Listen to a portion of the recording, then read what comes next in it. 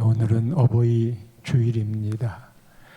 이 땅의 모든 우리 어버이들 평강하시고 강건한 여생 누리기를 축복합니다. 어버이 날이 되면 자녀들이 어버이에게 어떤 선물을 해드릴까 고심이 되지요. 건강식품을 사드리기도 하고, 또 여행이나 나들이 함께 가자 하고, 한 끼 맛난 음식 같이 나누기도 하고, 멋진 옷 또는 필요한 용품들을 전해드리기도 하지요. 부모님 필요를 잘 헤아려서 하겠습니다만, 통계에 보면 가장 받고 싶은 선물 1위가 현금, 용돈이라잖아요. 그러나 전부가 그런 건 아닙니다.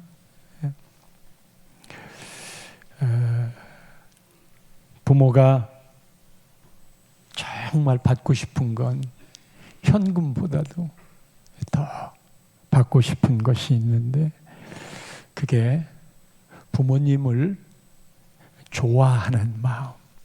자식이 부모님을 귀찮아하지 않고 존경하는 마음, 부모님을 향해 고마워하는 마음, 이른바 효도하는 마음이지요. 부모님은 자식에게 어버이날 선물을 받으면서도 자식에게 늘 주고 싶은 마음인 바, 필요할 때마다 모아두었던 쌈짓돈을 내주기도 하지요. 우리는 믿음의 사람들이잖아요. 우리는 믿음의 어버이들이잖아요. 믿음의 어버이들은 신앙적으로 자식에게 꼭 주어야 할 것들을 하나님의 말씀 가운데 요청하고 있는 바, 그것이 축복입니다. 부모가 자식에게 주어야 할 신앙의 제1순위가 축복이에요. 그래서 자식들은 우리 부모님이 예수를 믿으면 아버지 축복해 주세요. 그리고 우리 자식들에게 축복기도 해 주세요. 부모님께 용돈을 드리거나 또 선물을 드리거나 집에 찾아가서 뵐 때 꼭 축복해 주세요.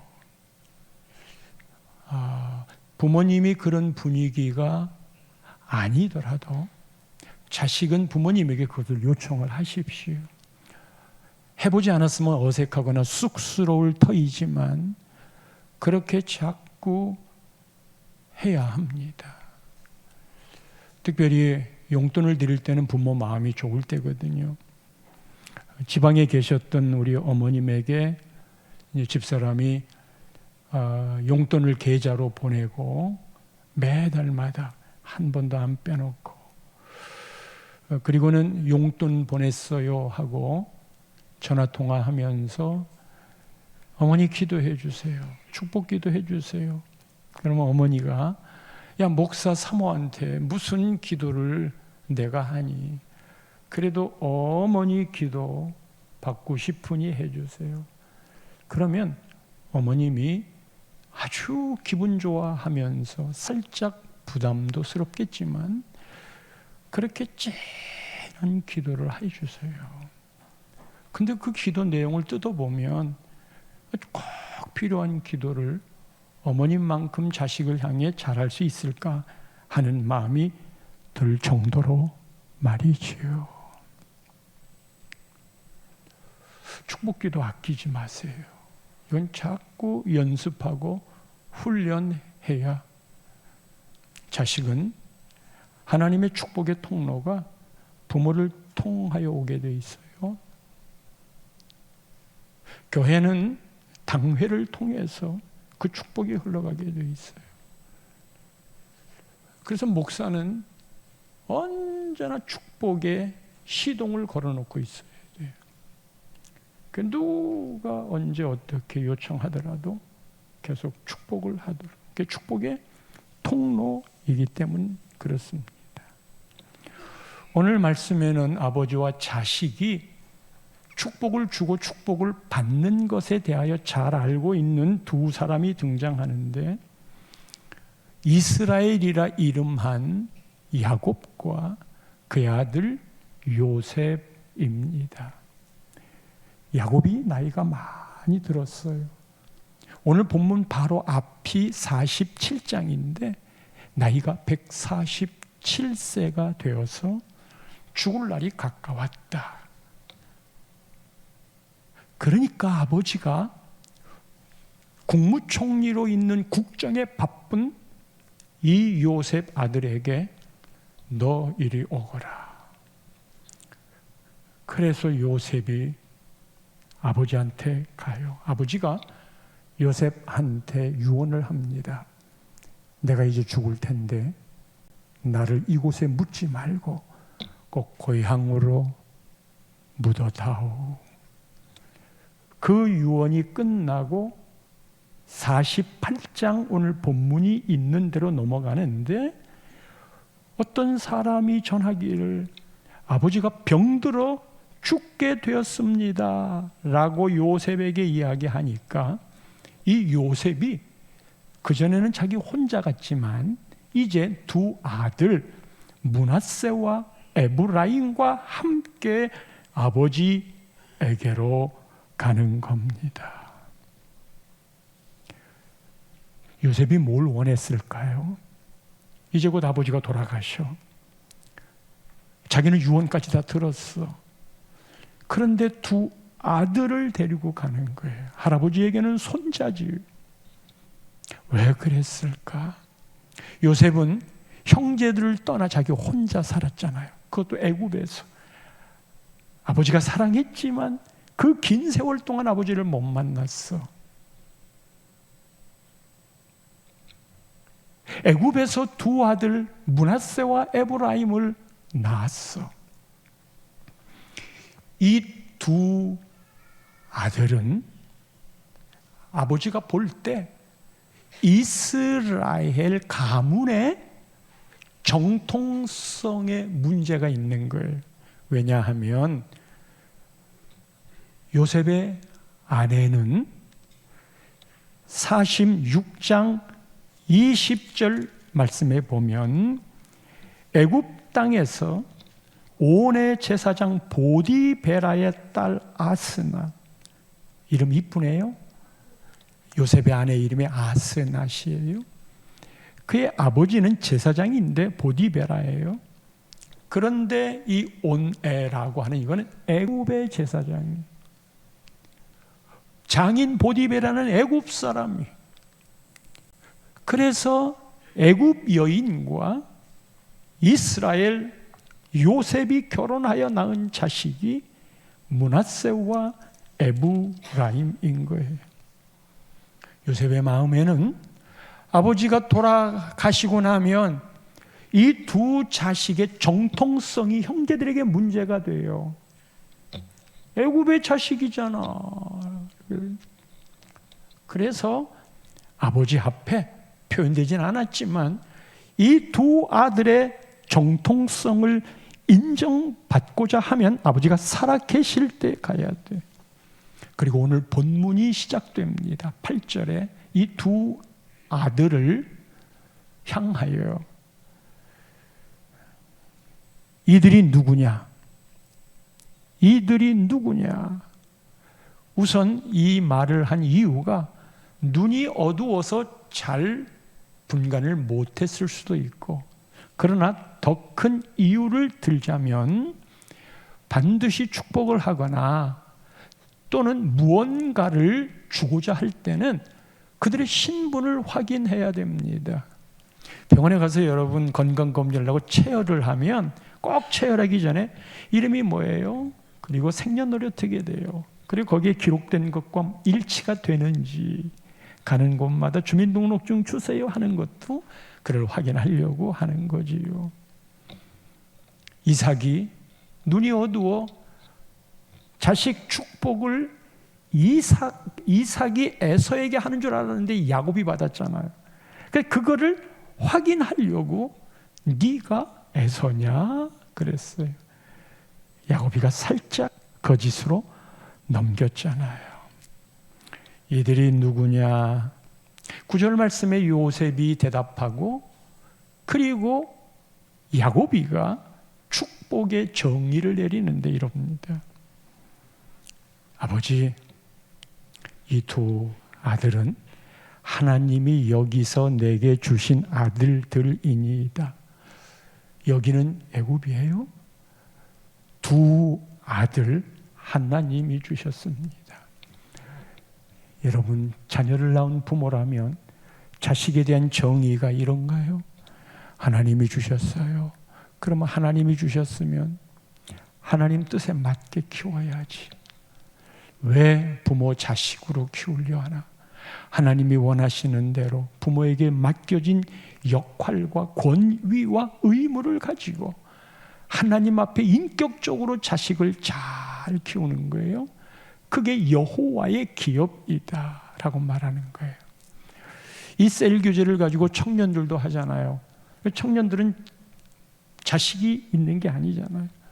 그러면 그대가 부모 밑에 태어났는데 정말 내가 하나님께서 우리 부모를 통해서 주신 자식입니다. 요셉의 고백처럼 하나님이 여기서 내게 주신 아들들이니이다. 청년들이 그렇게 고백을 한다면 부모를 향한 생각이 달라지지 않겠어요? 왜 우리 부모는 그 모양이야? 누가 원해서 그 부모를 택했간? 누가 원해서 너를 부모에게서 태어나게 했간? 그 모든 게 하나님의 큰 그림 안에서 이루어진 일이니 부모님이 없었으면 내가 어찌 태어났을까? 그것을 감사로 돌리면 얼마나 어느 운동선수가 그 아버지가 이렇게 등이 굽으셨어요. 그래서 기도만 하고. 그런데 그 인기 있는 운동선수가 잘생긴 아버지를 모시고 다니면서 그렇게 자랑스러워하고 아버지가 매니저 역할도 하시고, 우리 같으면 장애를 입고 있는 아버지 창피하다라고 말할 수 있겠지. 하나님께서 우리 가정에 내게 주신 자식들입니다. 아버지가 그 이야기를 듣더니 그들을 데리고 내 앞으로 나오라. 부모가 가는 게 아니에요. 국무총리하고 있는 요셉에게 너 내게로 와라 그러는 거예요. 이게 질서예요. 내게로 데리고 내 앞으로 나와. 부모가 가가지고 막 내가 너 축복해줄게 그런 거 아니에요. 그들을 데리고 내 앞으로 나오라. 내가 그들에게 축복하리라. 부모가 할 일이 명쾌하게 나오잖아요. 축복은 부모가 해야 할 일이에요. 그들 축복하는 거예요. 이 축복을 할 때 어떻게 축복하는지 하는 게 야곱이가 요셉을 위하여 그 자식들을 축복하는데 그게 15절 말씀입니다. 자, 축복하는 걸 보세요. 15절 말씀. 이 자식들을 축복하는데 그게 요셉 아버지를 위하여 하는 거예요. 그래요. 나에게 정말 기쁜 건 자식들이 잘 되는 거예요. 그러니까 므낫세와 에브라임을 축복하는데 그게 요셉 아버지를 위해서 하는 거예요. 이 축복을 할 때 두 패턴으로 축복을 합니다. 하나는 이 축복을 해주시는 하나님이에요. 그래서 신앙 고백적인 하나님이 어떤 분인가? 여러분, 이 하나님이 어떤 분인가 하는 거는 147년을 살아왔던 야곱이에게 들어서 알고 있는 게 아니에요. 체험하고 경험해서 알고 있는 그 하나님, 내 삶 속에 함께 눅눅하게 묻어나서 세포처럼 함께해서 드러나는 그 하나님 아버지, 너에게 축복은 하나님이 주시는 건데 이 하나님이 누군 줄 알아? 내가 평생 동안 체험했던, 도망갔다가도 끌려오고 잘못했는데도 내 편을 들어주시고 그런 하나님, 그 하나님이 두 번째 너에게 이렇게 축복한다. 그래서 먼저는 축복을 하시는 하나님에 대한 내 신앙 고백적인 이야기. 첫 번째가요, 내 조부 아브라함과 아버지 이삭이 섬기던 하나님, 섬기던이라는 말이 있고, 두 번째로는 나를 기르신 하나님, 섬기던 하나님, 기르신 하나님. 다시 돌아오겠지만 16절을 넘겨봐 주세요. 이때는 모든 환난에서 건지신 여호와, 그러니까 섬기던 하나님, 기르던 하나님, 건지던 하나님, 섬기고 기르시고 건지신 이 하나님을 이야기하는데, 다시 15절 말씀으로 가주세요. 여기서 첫 번째 내가 경험한 하나님은 내 조부 할아버지 아브라함이 아버지 이삭이 섬겼던 하나님이에요. 여러분, 섬겼다라고 하는 말을 들으면 여러분 어떤 생각이 드셔요? 이제 좀 부담스러운 쪽에, 내가 그냥 뭔가를 해야 되는 쪽에 생각이 들지 않아요? 근데 재미있는 건 이 섬겼다는 말을 영어 성경을 모두 찾아보면 이 영어 성경의 단어가 섬겼다는 의미가 서브가 아니고 work, 걸었다는 뜻이에요. 그래서 히브리 원어를 확인을 해 보니까 이게 할라크라는 단어인데, 이 단어가 우리는 섬겼다고 번역이 됐지만 원래 함께 걷다 하는 뜻이에요. 동행하다는 뜻인 거예요. 함께 걷다, 동행하다. 요셉이 하나님과 함께 하였으니 그가 형통한 자가 되었다 그랬잖아요. 요셉이 한 것은 능력이 있어서가 아니에요. 하나님과 동행하였더니 그의 삶이 형통된 거였고, 형통이라고 하는 것은 하나님과의 동행이라고 그랬잖아요. 그렇다면 요셉이가 하나님과 함께 걸어서 그것이 형통한 것이 되었다고 한다면 이 형통은 하나님과 함께 걸었던 거거든요. 하나님과 동행했기 때문인 거거든요. 야곱이와 아버지 이삭과 그의 할아버지 아브라함이 지금까지 살아왔던 모든 삶의 복의 근원에 축복을 누렸던 것은 하나님과 함께 걸었기 때문입니다. 저는 저희 세대에 제가 예수를 믿었기 때문에 물론 아버지 어머님 전도하여 다 믿음의 삶을 살았지만, 저에게 이제 할아버지는 마지막에 그 이제 구원 영접의 기도는 할아버지하고 같이 하자고는 했지만, 이제 교회를 다니시고 믿음을 한 건 이제 아버지 때부터란 말이에요. 그리고 이제 제가 있고, 그리고 제 자녀 때가 있고, 요거는 이렇게 3대가 이어져요. 여러분 신앙 때에 3대가 이어지는 축복을 하세요.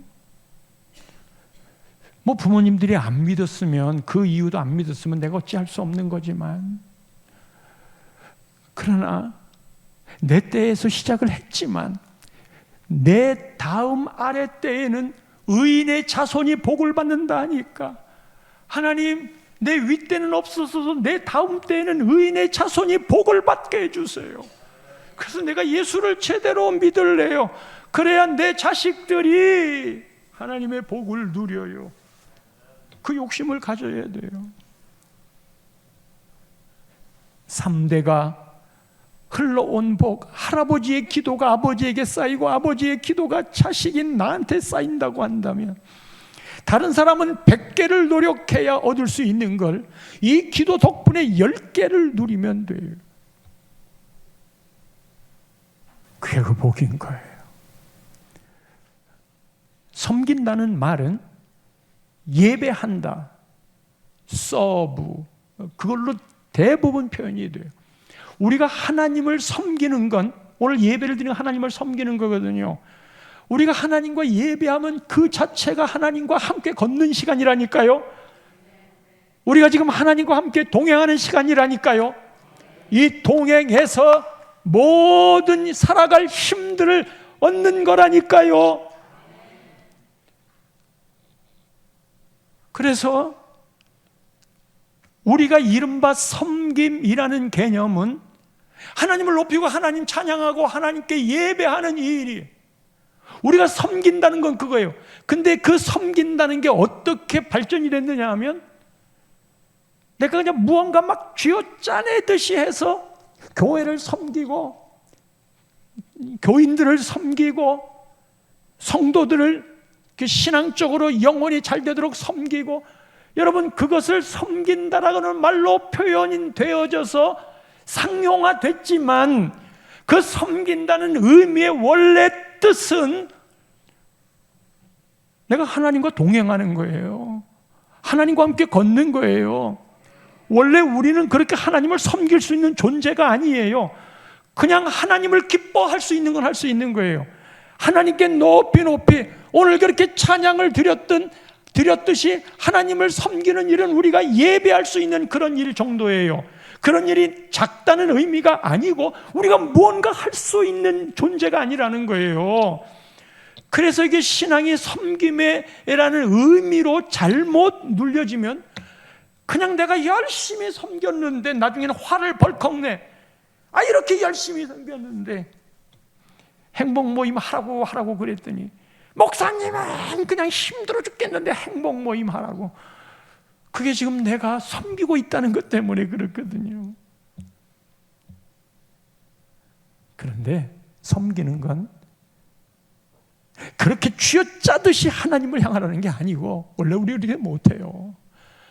하나님과 동행하면 하나님이 그 일을 이루십니다. 행복 모임도요, 하나님과 동행하는가의 문제지, 내가 해야 할 일들만 계속 생각하면 예수 힘들어서 못 믿어요. 근데 우리가 하나님이 살아계신 걸 믿잖아. 하나님이 살아계신 걸 알잖아. 지금까지 살아왔던 길에 내가 악쓰고 힘쓰고 했던 일들이 그렇게 다 이루어졌어요.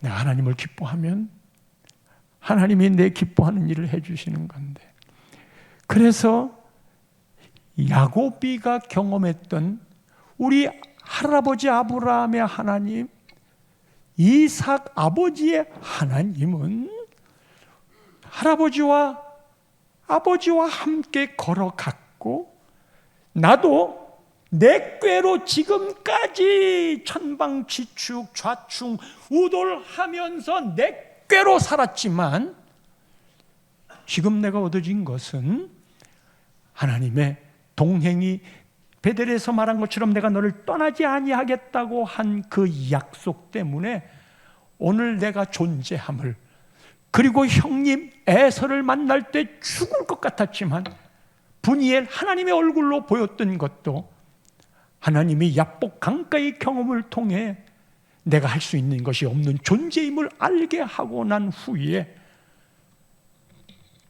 하나님이 아니었으면 나 오늘까지 못 살아.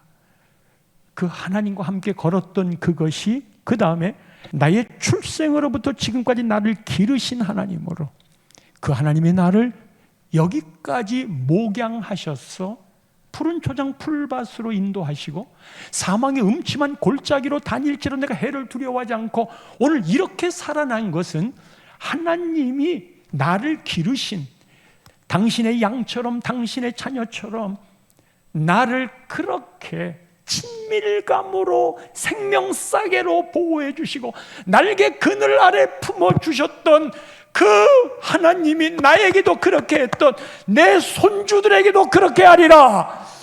그렇게 얻어진 그 하나님에 대한 경험치 세 번째가 16절 말씀이에요.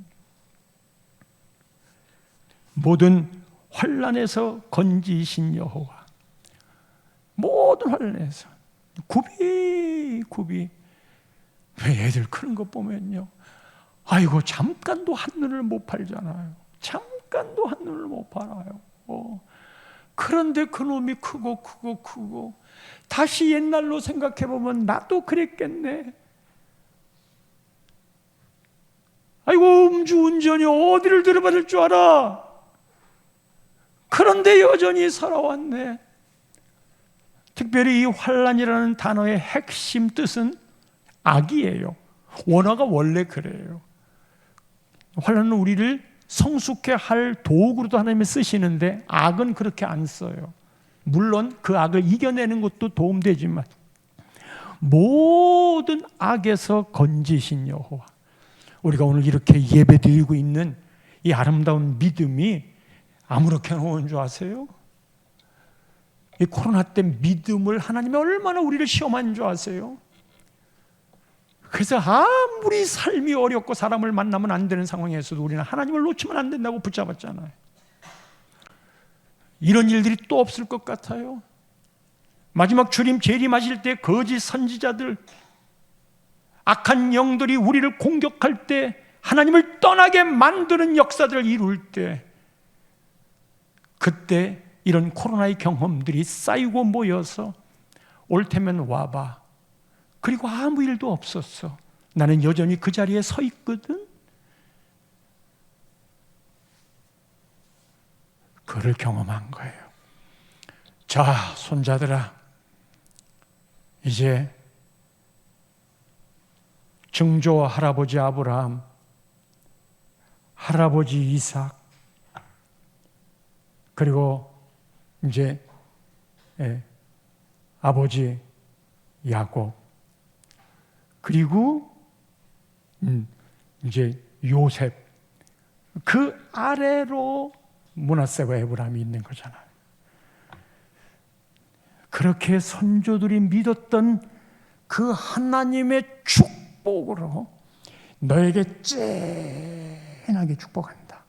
어버이들은 그 마음을 먼저 가져야 되고 자식들은 부모를 통해 그 복이 흘러간다고 믿어야 되고, 너희들에게 세 가지 복을 주겠는데, 하나는 하나님 이 아이들에게 복을 주시오며, 두 번째 이들로 내 이름과, 야곱이에요, 내 조상 아브라함과 그리고 이삭의 이름으로 칭하게, 하반절로 넘겨주세요,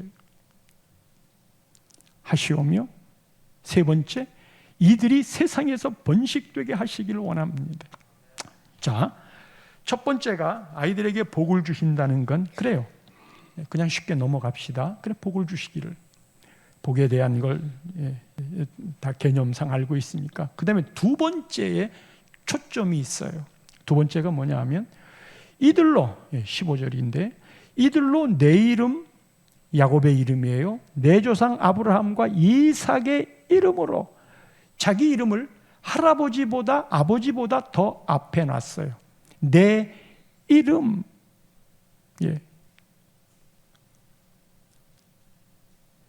16절. 내 이름. 왜 자기 이름을 제일 먼저 썼을까? 그리고 내 조상 아브라함, 이삭의 이름. 여러분, 아브라함 할아버지의 기도와 믿음이 내려오고 아버지 이삭에게 그것이 내려오고 그것이 내 때에 이르렀어도 내가 그것을 거절하면 거기서 끝납니다. 내가 그것을 억셉하고 받아들이면 다른 사람 배의 수고를 하지 않아도 나는 그 복을 누리게 돼 있어요. 그러니까 내려왔어도 내 밑에 지하에 수많은 물 자원이 있어도 오늘 내가 물 한 바가지를 떠서 마중물로 펌프질을 하지 않으면 그 축복이 내 것이 될 수 없어요. 쉽게는 갈 수 있지만 내가 거절하면 nothing이 될 수도 있어요. 물론 그런 기도들을 하나님이 눈여겨가는 길들을 특별히 보시겠지만 오늘 내 신앙이 그 의미에서 중요한 거예요. 모태신앙, 명문가의 신앙, 그거를 자랑하려면 오늘 내가 그 반열에 들어가서 살아가고 있는가를 생각해야 돼. 자기 이름 아브라함과 이삭의 이름으로 칭하게 하겠다. 자, 보셔요. 지금 므낫세와 에브라임은 애굽 자식이에요. 그래서 정통성을 부여받고 싶은 거예요. 그 정통성은 할아버지의 이름, 아버지의 이름, 이삭의 이름, 그리고 야곱의 이름으로 칭하게 되는 걸 이 자식들이 받아야만 되는 거예요. 오늘 요셉이는 그 일을 위해서 왔어요. 근데 아버지 야곱이 정확하게 이 이름을 할아버지로부터 시작되어진 믿음의 가문을 끌어내어 아버지와 자기 이름까지 보태서 이 자식들에게 복을 선포하는 거예요. 그 자체가 복인 거예요. 이게 왜 놀랄 일이냐 하면요, 야곱의 12아들이 이스라엘의 지파가 됐잖아요. 12지파가 됐잖아요. 혹시 도표 있어요? 예. 여기 보시면 야곱에게 12아들이 있습니다. 이 12아들은 네 아내로부터 얻었잖아요. 그런데 이 12지파의 12아들들이 모두 12지파가 된 게 아니에요. 모두 12지파가 되지 않았어요. 예. 이 지파 중에서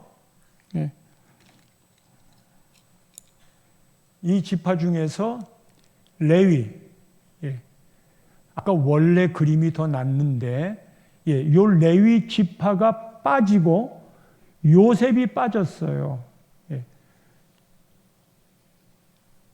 이거 포인트 가리는 거 이게 아무거나 안 되더라고요. 우리 김 장로님이 수소문해가지고 이거 찾아왔어요. 레위 지파가 제사장 직분으로 빠져요. 그리고 요셉도 빠져요. 그리고 나머지 10아들들이 이 자리에 들어갔는데 중요한 건 에브라임과 므낫세 요 두 아들이 삼촌 레위의 자리 하나 하고 아버지 요셉의 자리 하나에 둘이 다 들어간 거예요. 그러니까 보세요. 나머지는 전부 다 삼촌들 10명이 야곱의 12지파 중에 들어갔는데 아버지 레위가 빠지면서 아버지 자리로 둘이 다 들어간 거니 이 손자들이 아버지 대열에 다 들어가 버린 거예요. 그러니까 야곱은 이 손자들을 아들로 양자로 받아들인 거예요. 그러면 요셉은 아들들이 이리 들어가니까 요셉은 아버지하고 같은 학렬이 되는 거예요. 요셉은 예수 그리스도 우리 예수님의 상징으로 그렇게 그려져 있기 때문에 그러니까 보세요. 오늘 본문 바로 앞부분에 5절 말씀을 보면 5절입니다. 내가 애굽으로 와서 내게 이르기 전에 여기서 나는 야곱이고, 야곱이 나중에 애굽으로 왔잖아요. 너에게 이르기 전에 애굽에서 네가 낳은, 요셉 네가 낳은 두 아들, 원래 므낫세 에브라임 순서로 갔는데 이 야곱 이스라엘이 갑자기 에브라임과 므낫세로 순서를 바꿔버리는 거예요. 그건 내 것이라. 그건 내 것이야. 르우벤 큰아들과 시므온 둘째 아들처럼 내 것이 될 것이요. 그래서 큰아들 둘째 아들처럼 이 손자들을 그 대열에 딱 집어넣었어요. 요셉의 입장에서는요, 이런 서프라이즈가 없는 거예요.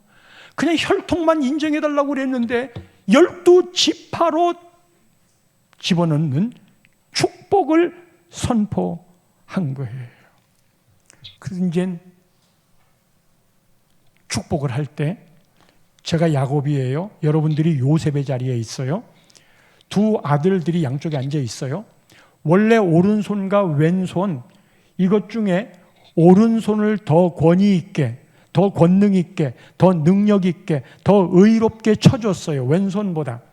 그래서 여러분, 손으로 밥을 먹는 민족들이 있잖아요. 예, 이 손으로 밥을 먹어보면 이게 더럽다는 생각보다 손가락 사이에서 양념이 나서 참 맛있어요. 그런데 절대 왼손을 올리지 말래요. 화장실을 가면 말이에요. 화장실에 우리는 당연히 휴지가 있잖아. 휴지 대신에 물이 있어요. 물. 그 물을 가지고 쏟아서 이걸 닦아내는 거예요. 전부 다 손으로 닦아요. 그런데 그게 더 위생적이래요. 그래서 왼손은 허드레일 치르는 거예요. 오른손은 아니에요. 그래서 식사를 할 때 왼손을 절대 식탁으로 못 올리게 하고 이렇게 막아요. 왼손으로 먹으면 안 돼요. 그래서 오른쪽이 더 권위를 부여했던 바,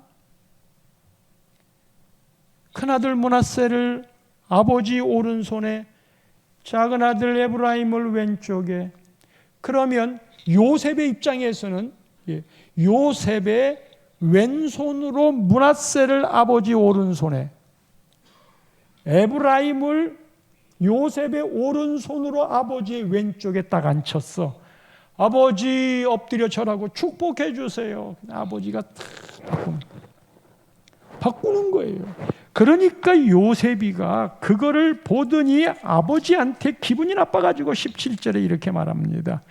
요셉이 그 아버지가 오른손을 에브라임의 머리에 얹은 것을 보고 기뻐하지 아니하여 아버지의 손을 들어 에브라임의 머리에서 므낫세 머리로 다시 원 위치대로 옮기고자 하여 18절 그의 아버지에게 이르되 아버지 그리 마세요. 므낫세가 장자니까 오른손을 그의 머리에 얹으소서. 아버지가 돌아가실 때가 다 되니까 치매 증세가 있으신가 왜 이러시는 거예요 하는 마음으로 얘기했더니 아버지가 19절 치매가 아니에요.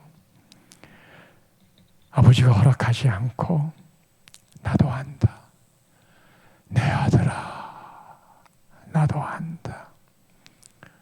므낫세 그도 한 족속이 되고 그도 크게 되려니 그의 아우가 그보다 큰 자가 된다. 그의 자손이 여러 민족을 이루게 된다. 그리고는 20절 말씀에 보면 그날에 그들에게 축복하여 이르되 이스라엘이 너로 말미암아 축복하기를 하나님이 내게 에브라임 같고 먼저 에브라임 동생을 올렸어요. 므낫세 같게 하시리라 하며 에브라임을 므낫세보다 앞세웠더라. 우선 요셉의 관점에서 봅니다. 아브라함의 가문에 흐르고 있는 두 가지 안 좋은 기류가 있어요. 그거의 첫 번째는 거짓말하는 겁니다. 아브라함이 지 아내를 누이 동생이라 두 번씩.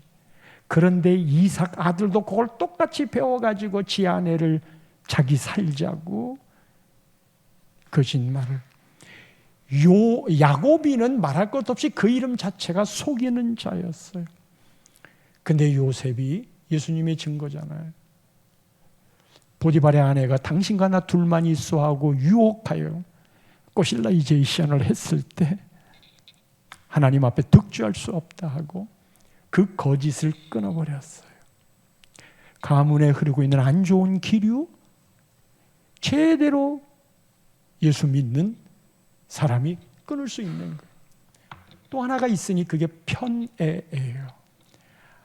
아브라함은 이스마엘보다 이삭을, 이삭은 에서보다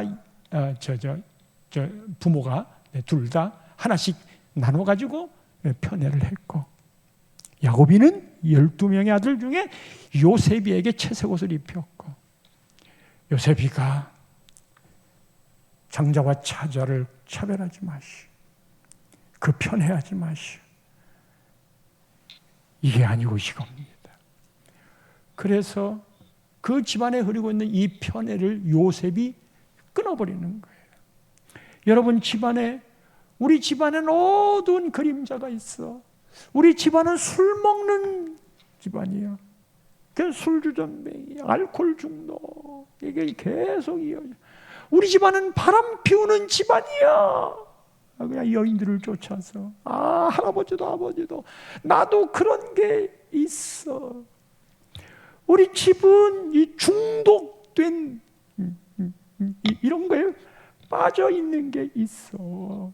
어디 그것뿐이겠어요? 각각 자기 우리 집은 왜 이렇게 미워하는지 몰라. 우리 집에는 계속 암이야. 유전적인 질병이 있어. 여러분, 모든 것도요, 예수 앞에 끊어집니다. 예수 앞에 단절됩니다. 여러분, 예수를 믿으려면 제대로 믿으세요. 그냥 거저거저 흘러가지 아니하도록 제대로. 그런데 말이에요, 그런 요셉이 옳게 이야기했음에도 아버지는 이랬잖아요. 뭘 말하는 줄 아세요? 이삭은 큰 놈인 줄 알고 작은 놈에게 속아서 몰라서 축복했는데 운명이 그렇게 바뀌었잖아. 이게 하나님이 하신 일인 거예요. 야곱이가 이 두 아들을, 손주들이죠, 생각할 때 묵상 없었겠어요? 그가 자기가 차자였기 때문에 차자를 무조건 세우려고 하는 그거였겠어요? 이게 하나님의 뜻 가운데 이루어진 거예요. 하나님의 뜻이 그리 했던 거예요. 그리고 올바른 법이라고 생각을 했지만 하나님의 뜻이 아버지의 축복권을 통해 이루어졌다니까. 그러니까 여러분, 아버지 축복 받으려고 하세요. 형이 잘났지, 동생이 눌려있지, 그러나 나는 아버지에게 축복받을 거야. 그런 마음으로 믿으면 눈을 뜨란 말이라.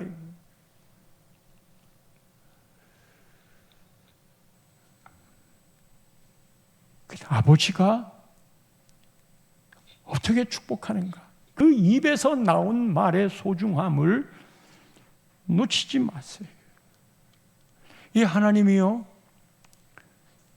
장자보다는 차자를 더 사랑하는 듯한 모습이 있잖아요. 그러나 성경에 보면 가인보다 아벨, 이스마엘보다 이삭, 그리고 에서보다 야곱, 그리고 므낫세보다 에브라임, 신약으로 가면 마르다보다 마리아, 큰 형보다 둘째 탕자, 손 들어주는 것 같잖아요. 하나님은 장자에게 이미 우리가 표현하는 기득권을 다 주었어요. 장자를 아꼈어요. 재산도 2배나 더하도록 했어요. 장자는 그것만으로도 갈 길이 돼요. 차자는 그렇지 못해요. 다시 말하면 하나님의 관심이 약한 자, 나그네 고와 과부, 어렵고 힘든 자, 교인들의 눈은, 하나님의 눈은 99마리 망보다 잃어버린 한 마리 양을 찾아 떠나시는 그런 마음들이, 여러분, 체육대회를 할 때 우리가 열심히 가서 체육대회를 합시다. 메달도 땁시다. 그럴 때 여러분들이 보아야 되는 건 뭐냐면, 한쪽 구석에 같이 어울리지 못하고 있는 그 사람을 바라볼 수 있는, 홀로 밥 먹고 있는 식당에 그 사람을 향하여 갖고 있는 마음들, 이게 하나님 아버지의 마음이라, 차자이기 때문에 소중하게 여긴 게 아니고, 장자도 귀하게 여기나 그런 아버지 마음을 읽을 수 있어야 되며, 그리고 하나님은 아버지를 통해 노아가 함을 보고 왜 저주를 했겠어요? 애비가 둘째 아들 놈한테. 그게 하나님의 말을 이 아버지의 입술을 통해 나오는 거거든. 그리고 그대로 이루어져요. 성도 여러분, 오늘 어버이 주일이잖아요.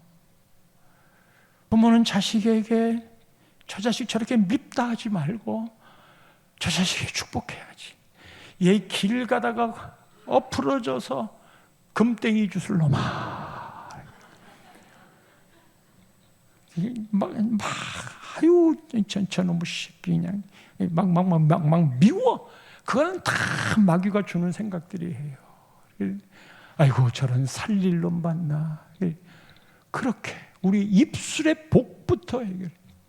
자식들은 부모님 마음을 좋게 만들도록 그걸 네 자식이 다 배운다니까.